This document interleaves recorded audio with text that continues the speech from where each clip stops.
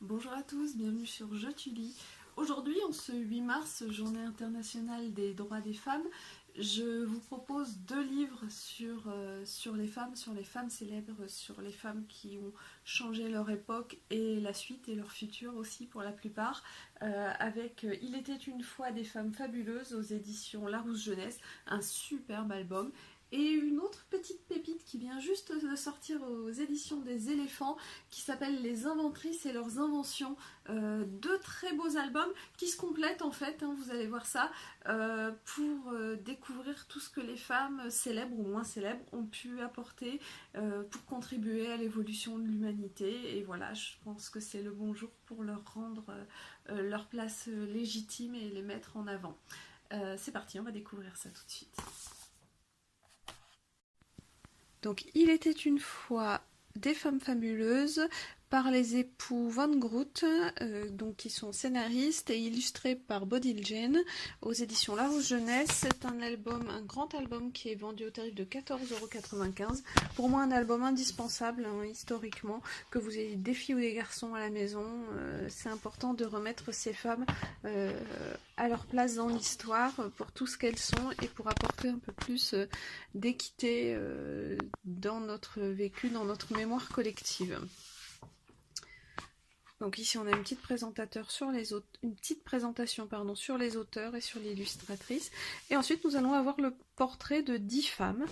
Donc je vais vous les énumérer. Il y a Rosa Parks, Wangari Maathai, Marie Curie, Alexandra David-Néel, Frida Kahlo, Joséphine Baker, Hélène Boucher, J.K. Rowling, Malala et Valentina Tereshkova. Je vais y arriver. Donc c'est toujours la même chose, les 10 portraits se suivent, ils sont plus ou moins contemporains les uns avec les autres, enfin ils se suivent dans l'histoire.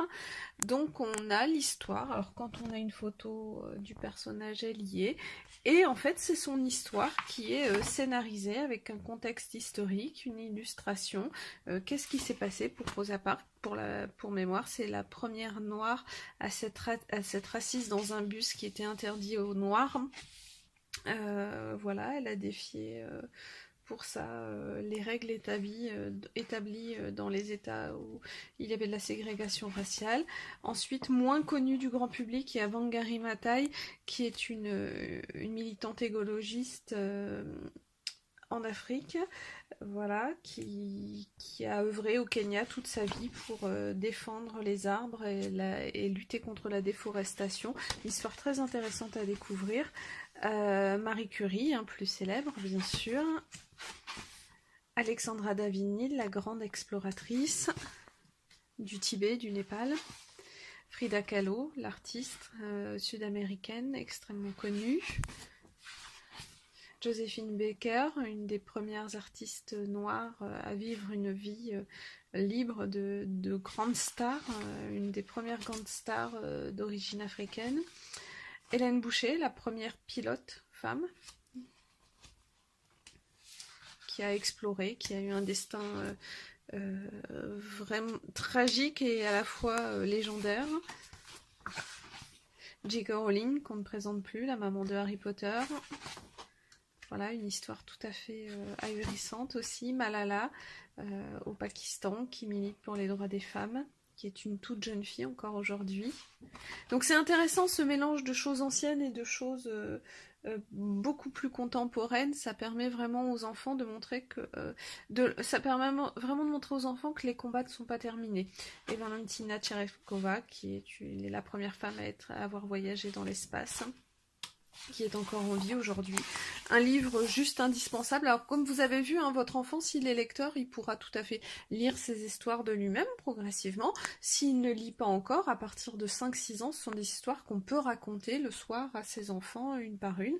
Moi, c'est comme ça que je procède, et sinon, le livre est accessible évidemment à mes enfants plus grands s'ils ont envie de découvrir ces portraits de femmes exceptionnelles, indispensables à connaître, je pense. Alors, deuxième livre, Les inventrices et leurs inventions. Alors ça, ce sont les éditions des éléphants qui sont un peu plus confidentielles, mais qui sont, ma foi, excellentes. J'y ai trouvé de nombreuses pépites. Donc écrit par Ediber Lopez et Luciano Lozano. Donc c'est un livre vendu au tarif de 14 €. Alors c'est un livre qui est vraiment insolite en fait. Il est super. Alors déjà, je trouve l'illustration super mignonne.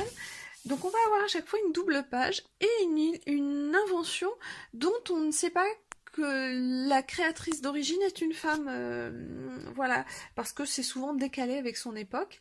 Donc par exemple le chauffage des voitures avec Margaret Wilcox. Donc ce sont toutes des inconnus hein, pour la plupart. Donc avec la petite histoire d'époque et comment ça s'est passé.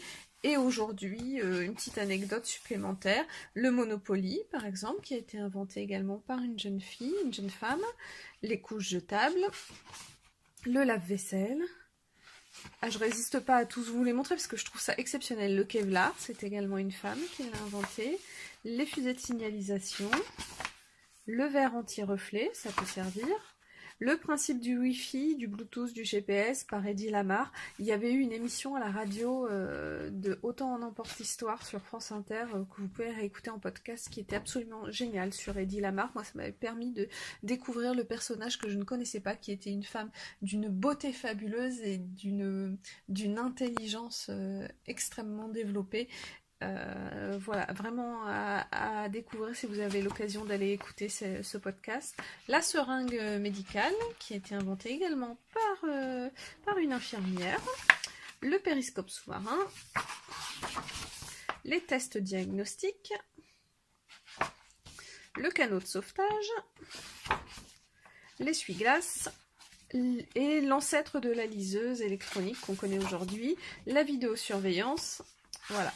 Alors, c'est tout à fait insolite et c'est vrai que on ne sait pas forcément qui les a inventés et replacer le fait que cette idée vienne de femmes, ces idées viennent de femmes, c'est aussi rendre du crédit à une part d'histoire qui a été à mon sens dissimulée pendant longtemps et de remettre en avant les réelles compétences, la réelle égalité de compétences entre les hommes et les femmes qu'on n'aurait jamais dû nier. Voilà, je suis une militante féministe, je ne m'en cache pas du tout. Et voilà, je trouve ces ouvrages absolument parfaits pour les enfants. Donc même chose, hein, à lire tout seul à partir de 7-8 ans, et puis en dessous de ça, à partir de 5-6 ans, vous pouvez raconter ça à vos enfants, une petite histoire tous les soirs, si ça les intéresse, ce sera parfait. Donc nos deux ouvrages féministes, dans le sens où féministe, ce n'est pas défendre les femmes contre les hommes, mais c'est faire en sorte que chacun ait sa juste place dans la société, on est bien d'accord. Donc il était une fois des femmes fabuleuses, super pour le côté historique, c'est un très bel album, c'est un très beau cadeau à faire à n'importe quel enfant à partir de 7-8 ans, entre 7 et 10 ans on va dire, il est indispensable dans toutes les bibliothèques. Voilà, pour le côté plus les femmes dans la grande histoire, ce qu'elles ont apporté en termes de personnalité exceptionnelle. Et les inventrices et leurs inventions aux éditions des éléphants. Voilà, plus insolite, mais tout aussi indispensable, l'apport des femmes plus dans les sciences, dans le côté imagination, décision, etc. Je trouve ça vraiment super bien fait et indispensable également. Pour moi, les deux sont incontournables, donc l'un ou l'autre, et surtout les deux, allez-y, franchement, garçon, fille, pour tout le monde. Il faut que tout le monde lise ça, connaisse ça, et que ça entre enfin dans la mémoire collective, dans la conscience collective, qu'il n'y a pas de différence entre les hommes et les femmes et que chacun est capable de faire. Et d'ailleurs, je pense que suivra très rapidement une vidéo sur ce que peuvent faire les garçons et ce que peuvent faire les filles également. Voilà, j'espère que ces deux découvertes vous ont plu. N'hésitez pas à me laisser un petit commentaire, un pouce en l'air, à vous abonner à la chaîne. Et je vous dis à très très vite sur Je Tully pour d'autres découvertes. Au revoir.